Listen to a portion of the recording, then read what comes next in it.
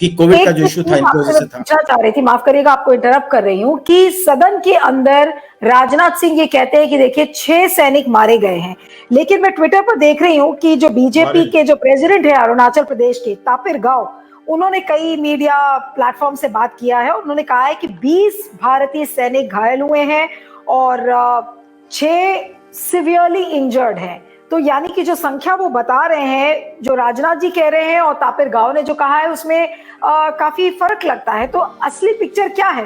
क्या हम तापिर गाव को माने, वो सही कह रहे हैं कि वो अरुणाचल प्रदेश में बैठे हैं, उनको वहां की सीमा पर क्या चल रहा है वो पता होगा, या फिर हम राजनाथ सिंह जी के बयान को हम सही माने?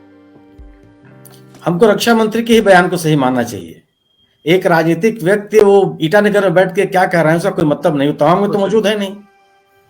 तो जो रक्षा मंत्री कह रहे हैं, रक्षा मंत्री का के जो सूत्र होंगे, जो रक्षा मंत्री का स्रोत होगा, वह ज्यादा ऑथेंटिक है। वो सेना के हवाले से कोई बात कर रहे हैं, कोई राजनीतिक किसी राजनीतिक दल का संगठन का व्यक्ति बैठा हुआ है ईटानगर में बैठ करके, ईटानगर से तवांग पहुंचने में बहुत समय लगता है, वो उनकी बात का कोई वो नहीं है। ठीक है, अपनी बात कर रहे, जिम्मेदार व्यक्ति हैं, लेकिन इस मामले में रक्षा मंत्री का जो वक्तव्य है वही महत्वपूर्ण वक्तव्य है, उसी को ही आधार माना जाना चाहिए। जो दूसरा व्यक्ति कर रहा है उसका निगलेक्ट मत कीजिए, लेकिन उनकी तुलना में रक्षा मंत्री का बयान ज्यादा महत्वपूर्ण है, क्योंकि वो सेना के हवाले से जो कुछ भी कहेंगे सेना के हवाले से कहेंगे। तो ये जो तवांग की स्थिति है वो केवल। मेजर जनरल, मुझे ये बताइए कि बार बार ये कहा जा रहा है रक्षा मंत्री के तरफ से कि ये जो स्टेटस को था उसको वायलेट करने की कोशिश किया चाइनीज आर्मी ने, पीएलए के जो सोल्जर्स थे उन्होंने स्टेटस गो को ट्रांसग्रेस करने की कोशिश किया है। क्या ये बात भारतीय सेना को पता नहीं कि समय समय पर ये चीजें होती रहेंगी? तो क्या इस तरीके की झड़पों को जिस तरीके से तूल दिया जाता है मीडिया में and otherwise on the international platforms, इस चीज से हम कैसे बच सकते हैं?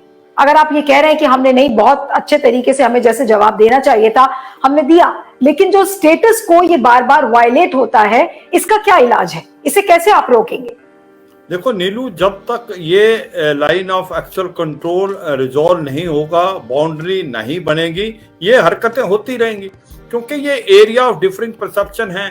जैसे बहुत अच्छा बता रहे थे कि जो ईस्टर्न सेक्टर है, सेंट्रल सेक्टर है और वेस्टर्न सेक्टर है, उसके मैप ही अभी तक एक्सचेंज नहीं हुए दोनों देशों के बीच में।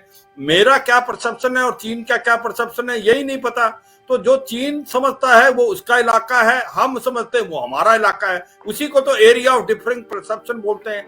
जो डिफेंस मिनिस्टर बोल रहे थे उनका मतलब ये था कि जो स्टेटस को, जो अभी जहां पर पोस्टें हैं उनको वो चेंज करने की कोशिश कर रहे थे, कि जो हमारी यांगसे में पोस्ट है उसको वो अपने ही समझते हैं। उनको लगता है कि एरिया ऑफ डिफरेंट परसेप्शन से उनकी जो लिमिट है वहां से आगे है, मगर हम समझते हैं वो इलाका हमारा है। तो ये एरिया ऑफ डिफरेंट परसेप्शन रहेगा जब तक बाउंड्री डिस्प्यूट रिजॉल्व नहीं होगा। बाउंड्री डिस्प्यूट रिजॉल्व हम अकेले नहीं कर सकते, चीन को ने और भारत ने मिलकर करना है। चीन इसको करना नहीं चाहता, चीन भारत को प्रेशर में डाल रहता है, और जो सेंट्रल सेक्टर में भी मैप बदले थे वो भी वापस हो गए थे। तो सच्चाई यह है, चीन जो है वो चाहता है कि भारत को अंडर प्रेशर रखा जाए, इकोनॉमिकली डेवलप ना होने जाए। कहीं ना कहीं उसको अभी और प्रॉब्लम हुई है जब से भारत की इकोनॉमिक कंडीशन अच्छी है, G20 की हमको प्रेसिडेंसी मिल गई है, भारत जो है एक रशिया यूक्रेन वॉर में भी एक निकल के आया कि वो समझौता करा सकता है, फैसिलिटेटर करा सकता है। तो भारत का दबदबा बनना है वो भी चीन को अच्छा नहीं लगता।